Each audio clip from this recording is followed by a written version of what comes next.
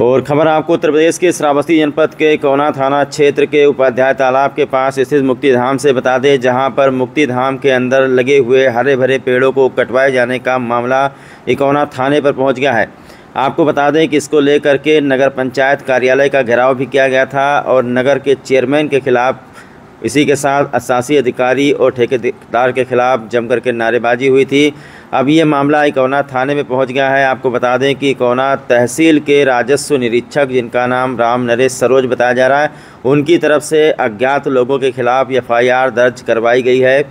उन्होंने एक प्रार्थना पत्र थाने पर दिया, जिसमें उन्होंने बताया है कि इकौना उपाध्याय तालाब के पास स्थित जो मुक्तिधाम है, वहां पर करीब 600 पेड़ लगे हुए थे, जिनको किसी अज्ञात व्यक्ति के द्वारा JCB से ढहा करके पेड़ों को नुकसान पहुंचाया गया है। इस संबंध में आपको बता दें कि भारतीय न्याय संहिता की धारा 324/4 और भारतीय वन अधिनियम 1927 की धारा 4/10 में अभियोग पंजीकृत किया गया है।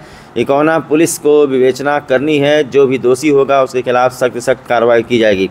वहीं आपको बता दें कि इस मामले में लगभग सभी लोगों के बयान सामने आए हैं, जिसमें सबसे पहले आपको बता दें कि व्यापार मंडल के अध्यक्ष कन्हैया कसौधन ने अपनी बात रखी और उसके बाद में नसीम चौधरी जो हैं, वर्तमान चेयरमैन गजाला चौधरी के पति हैं, दोनों लोगों ने संयुक्त रूप से प्रेस कॉन्फ्रेंस किया। उसके बाद में इकौना के पूर्व चेयरमैन जितेंद्र कुमार गुप्ता और गुड्डू ने भी मीडिया के सामने अपनी बात रखी। और आखिरी में आपको बता दें कि कन्हैया कसौधन, जो कि व्यापार मंडल के अध्यक्ष हैं, उन्होंने भी प्रेस कॉन्फ्रेंस करके जो गजाला चौधरी और उनके पति नसीम चौधरी ने आरोप लगाए थे, उस पर उन्होंने पलटवार किया है। आइए सुन लेते हैं क्या कहना है।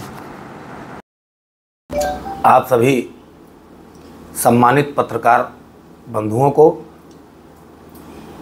मेरे सच्चाई को समाज में उजागर करने के लिए और मेरे बातों को समाज तक पहुंचाने के लिए आप सभी को हाथ जोड़कर प्रणाम करता हूं।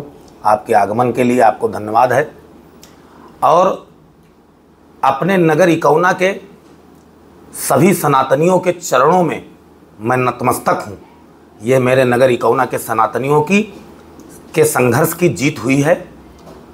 और बंधुओं, माननीय विधायक जी के सानिध्य में, उनके आशीर्वाद से एक बहुत बड़े प्रकरण में थाना इकौना में मुकदमा पंजीकृत हुआ है। उपाध्याय तालाब अंत्येष्टि स्थल, जहां हम सनातनियों के पूर्वजों के अंत्येष्टियां हुई हैं। हमारे समाज हमारे परिवार के लोगों की अंत्येष्टि होती है। वहाँ पर लगे 600 सागवन के और शीशम के पेड़ों को चोरी से काट लिया गया, जिसका संघर्ष 2-3 दिन से चल रहा था। आप सभी उसके साक्षी हैं। कल थाना इकौना पे लेखपाल के प्रार्थना पत्र पर सुसंगत धाराओं में मुकदमा पंजीकृत हुआ है। उसके संबंध में आप सभी को उसी की जानकारी देने हेतु बुलाया। कल एक नगर पंचायत अध्यक्षा के द्वारा व उनके पति के द्वारा एक प्रेस कॉन्फ्रेंस किया गया। उस प्रेस कॉन्फ्रेंस में केवल झूठ ही बोला गया। उसको भी उजागर आप लोगों के माध्यम से करने के लिए आप सभी को आमंत्रित किया। आप सभी लोग आए हैं, इसके लिए धन्यवाद है। मैं कुछ अपनी बातें कहूँगा, फिर आप लोगों के जो प्रश्न होंगे उसका उत्तर भी दूंगा। मैं यह जो संघर्ष उपाध्याय तालाब पर हरे पेड़ों को काटा गया, उसका जो संघर्ष मेरे साथ मिलकर मेरे सनातनियों ने, मेरे नगर के बुजुर्गों ने, जिन्होंने वो पेड़ अपने पसीने से सींचा था, ऐसे बुजुर्गों ने सहयोग किया और साथ में कड़ी दोपहरी में निकलकर ज्ञापन दिया। सभी नगर के सभी सनातनियों को कोटि कोटि वंदन, अभिनंदन। आदरणीय विधायक जी के सहयोग के लिए, जो नगर के सुख दुख में हमेशा साथ रहते हैं, उनको बार बार प्रणाम है। नगर इकौना की ओर से उनका बहुत बहुत धन्यवाद, वंदन, अभिनंदन। बंधुओं, कल आप लोगों के सामने नगर पंचायत अध्यक्षा तो कुछ बोली ही नहीं, उनके पति ज़्यादा बोले। मैं उन्होंने जो सवाल किए हैं उसका जवाब देना चाहता हूं। वो अपने बैठक में कह रहे थे कि मुझे या अध्यक्षा को अध्यक्षा के पति को तो कोई जानकारी मिले ना मिले वो बात अलग की है, लेकिन जो नगर पंचायत की अध्यक्षा हैं उनको यह पेड़ काटने की जानकारी सोशल मीडिया के माध्यम से मिली। बंधुओं, यह अधिशासी अधिकारी इकौना ईओ का लिखित रूप से बयान है कि उपाध्याय तालाब की साफ सफाई करने के लिए बोर्ड की बैठक हुई और बोर्ड के बैठक के बाद यह तय हुआ और बोर्ड के अध्यक्ष आदरणीय गजाला चौधरी जी, अपने पति को बताइए कि बोर्ड की अध्यक्षा आप हैं मोहतरमा, और जब आप बोर्ड की अध्यक्षा हैं और बोर्ड में प्रस्ताव पास हुआ कि उपाध्याय तालाब की साफ सफाई कराई जाएगी, तो आपको मालूम कैसे नहीं है? यह आपने पहला झूठ बोला।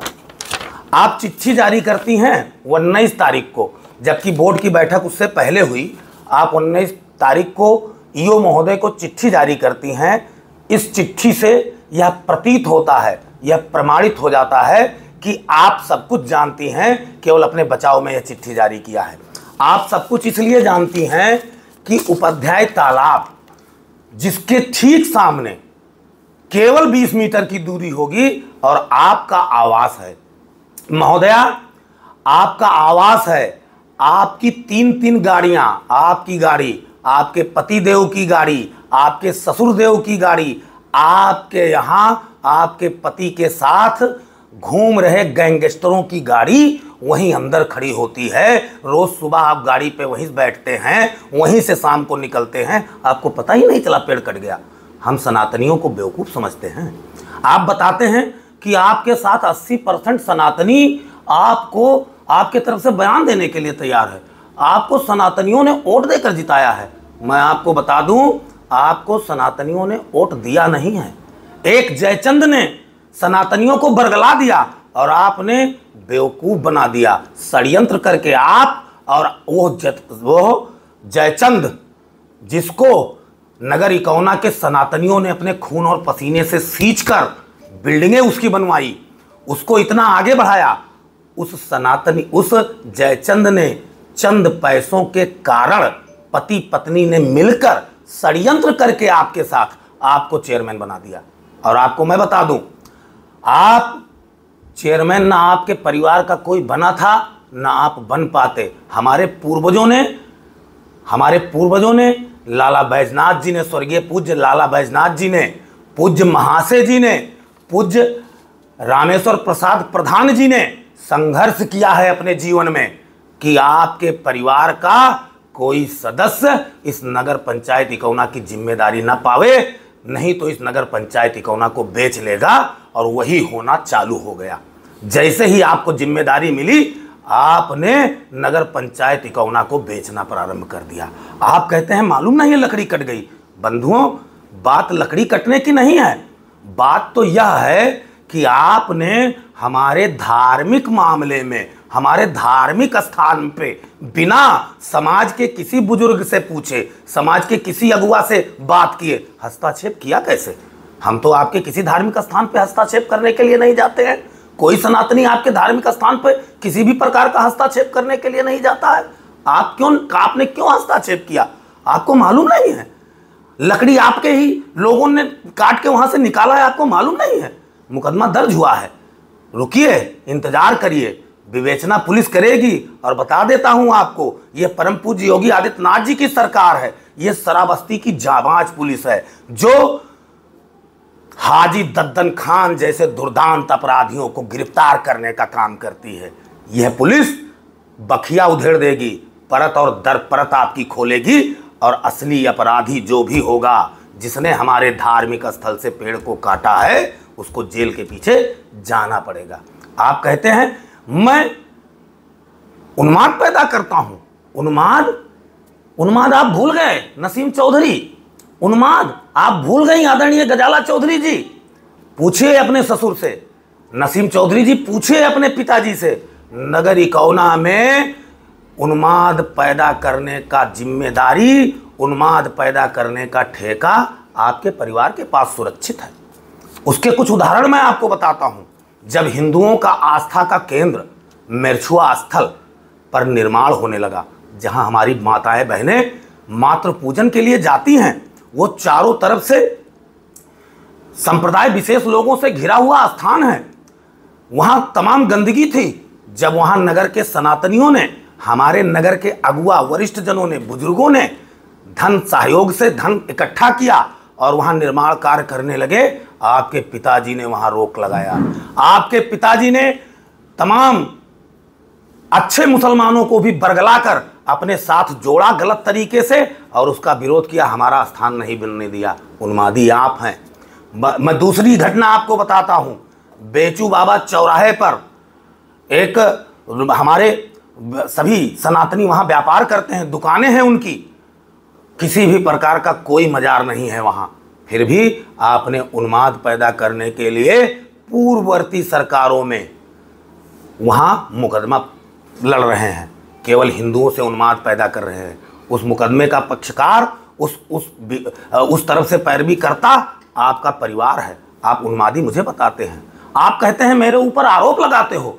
आरोप नहीं लगाता हूं, मैं कहता हूं, ये मैं नहीं कहता हूं, ये थाना एकौना की पुलिस कहती है, ये थाना एकौना पे दर्ज मुकदमा कहता है। थाना एकौना पे आप गैंगस्टर में आपके ऊपर मुकदमा दर्ज है। आपने पुलिस के ऊपर हमला किया, उसका मुकदमा दर्ज है। आपके साथ जो घूम रहे गुंडे हैं, उनका नाम मैं नहीं लूंगा, क्यों गरीबों को मरवा दूं, उनके ऊपर भी गैंगस्टर एक्ट में मुकदमा दर्ज है। पुलिस पे हमला आपने किया, आपके ऊपर मुकदमा दर्ज है। जगतजीत इंटर कॉलेज के प्रिंसिपल के ऊपर स्कूल में घुसकर हमला आपने किया, उसका भी मुकदमा आपके ऊपर पंजीकृत है। ऐसे दर्जनों मुकदमे आपके परिवार और आपके ऊपर दर्ज हैं। आप मुझे बताते हो आरोप लगाते हैं, आरोप नहीं लगाता हूं, आपके ऊपर मुकदमा दर्ज है। यह आरोप मेरा नहीं है, यह थाना इकौना की रिपोर्ट है। थाना इकौना में आप गैंगस्टर हैं, आपके पिताजी गैंगस्टर हिस्ट्री सीटर हैं, यह आपके खानदान की हिस्ट्री है। आपको इकौना में स्थापित जयचंद ने कर दिया, नहीं तो आप इकौना की पावन धरा पर कदम नहीं रख पाते। आप चेयरमैन, सपना है आपके लिए, सपना। और सुनिए, मुझे किसी भी तरीके का राजनैतिक कोई लालसा नहीं है। मैं अपने धर्म के लिए, अपने सनातन के लिए लड़ता हूं और जीवन भर लड़ता रहूंगा। इसके लिए मुझे चाहे जो कीमत चुकानी पड़े। मैं हनीफ चौधरी और नसीम चौधरी जैसे गैंगस्टरों से डरता नहीं हूं। आप बताइए, आप बताते हैं कि मैं आपके ऊपर आरोप लगाता हूं। जब श्रावस्ती की पुलिस ने सिरसिया के इस जनपद के दुर्दांत अपराधी हाजी दद्दन खां को गिरफ्तार किया, आपने वीडियो जारी करके श्रावस्ती की पुलिस को चैलेंज किया और उस आपराधिक मुकदमे में उस अपराधी को गिरफ्तार करने को आपने सांप्रदायिक रंग देने का काम किया। मैंने उसका विरोध किया और मैं करता रहूंगा। मैं हर सांप्रदायिक शक्ति का विरोध करूंगा। जो समाज में विखंडन पैदा करने का कोशिश करेगा, मैं उसका विरोध करूंगा। जो सनातन धर्म पे हमला करने का प्रयास करेगा, मैं उसका विरोध करूंगा। आप बताइए, अनवारे तोयबा मस्जिद जहां बनी हुई है, जहां अनवारे तोयबा मदरसा है, वहां कुआं के ऊपर हमारे भोलेनाथ का अर्घा स्थापित था। आपके पिताजी के नेतृत्व में समाजवादी पार्टी की सरकार में आपके पिताजी ने नेतृत्व किया और हमारे भोलेनाथ के अर्घा को उस कुआं में गिरा के पाट दिया और कुआं पाट लिया, कब्जा कर लिया सरकारी भूमि पर मदरसा के नाम पर। यह आपके परिवार ने किया। सांप्रदायिक उन्माद आप पैदा करते हैं, आपके पिताजी पैदा करते थे, वही सीख आपको उन्होंने दी है। मैं सेवा करने वाला हूं, मैं जनता की सेवा करता हूं। मेरे लिए अपने सनातन धर्म से बढ़कर कुछ नहीं है और मेरे पास आने वाले जरूरतमंदों की सेवा के अलावा मेरा कोई दूसरा काम नहीं है। आप बताते हैं, मैं बंधुओं आपको बताता हूं, इतने अपराध करने के बाद व्यक्ति बताता है कि मैं दूध का धुला हूं। जब तुम सुबह शाम वहीं जाकर बैठते हो उपाध्याय तालाब पर, रात्रि में चौकीदार, जो वहां एक ठाकुर नाम से चौकीदार था, उसको क्यों भगा दिया आपने? वो आपकी सच्चाई बता देता, इसलिए आपने भगा दिया। उससे जाकर आप पैर दबवाते हैं, वो आपका कर्मचारी है, वो आपकी सच्चाई बता देगा, इसलिए आपने उसको भगा दिया है कि जाओ अपने घर चले जाओ। बुलाइए उसको, उसका बयान दिलाइए, वो बताएगा। आप ऐसा कुकृत करते हैं। आपके कुकृत को कौन नहीं जानता है? आप उपाध्याय तालाब को अपने गुंडों के साथ जाते हैं, शराब पीने के लिए इस्तेमाल करते हैं। वहां कैमरा, आप नगर पंचायत में कैमरा क्यों हटा के रखे हैं? लगाइए नगर पंचायत में कैमरा। मैं नगर पंचायत में जाता हूं और आपकी पत्नी को घेरता हूं अपने गुंडों के साथ, मेरे साथ गुंडे रहते हैं, बेवकूफ़।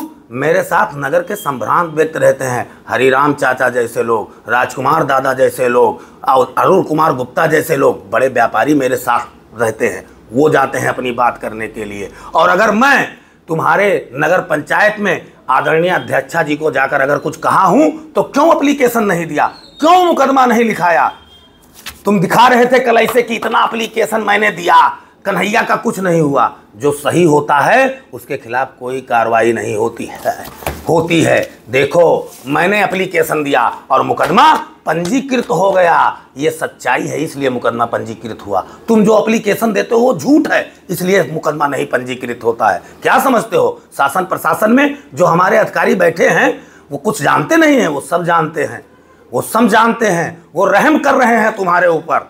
लेकिन सुनिए, आप अपना काम नगर पंचायत में करिए, हमें कोई दिक्कत नहीं है, लेकिन काम सही करिए। बता रहे थे 20 करोड़ रुपया आया है नगर पंचायत में, कहीं आसमान से नहीं आया है, न तुम लेकर आए हो। तुम्हारी ये कुव्वत ही नहीं है, तुम्हारी ये हिम्मत ही नहीं है। वो पैसा परम पूज्य योगी आदित्यनाथ जी महाराज और आदरणीय विधायक जी लेकर आए हैं, हमारे नगर के विकास के लिए लाए हैं। और उस नगर के विकास के पैसे में एक नया तुमको खाने नहीं दूंगा। तुम बताते हो कि वो मुझे गालियां देता है, जुआड़ी कहता है। मैं आपको जुआड़ी नहीं कहता हूं, तुम ही बता दो। तुम्हारे परिवार के सदस्य नेपाल महीने में 4 बार 5 बार क्यों जाते हैं? मैं मानता हूं मित्रों, नेपाल हमारा मित्र देश है, लेकिन नेपाल पाकिस्तान से भी मित्रता है, नेपाल की मित्रता चीन से भी है। और तुम कांग्रेसी मुझे समझाते हो? जिस देश की मित्रता चीन और पाकिस्तान से है, उस देश में, वो भारत का मित्र है, कोई दुश्मन नहीं है, वहां जाना कोई गलत नहीं है। लेकिन एक महीने में 4 बार 5 बार 6 बार तुम जा रहे हो, पिताजी जा रहे हैं, तुम्हारे भाई तुम्हारा जा रहा है, बुलेरो ले लेके जा रहे हैं। क्यों जा रहे हो तुम ही बता दो, मैं कोई आरोप नहीं लगाऊंगा। आप क्यों जाते हैं नेपाल बार बार? ये तो जांच का विषय है, पुलिस को जांच करना चाहिए, शासन प्रशासन को जांच करना चाहिए कि तुम बार बार नेपाल क्यों जाते हो। बंधुओं, मेरी बातें थी जो मैंने कहा,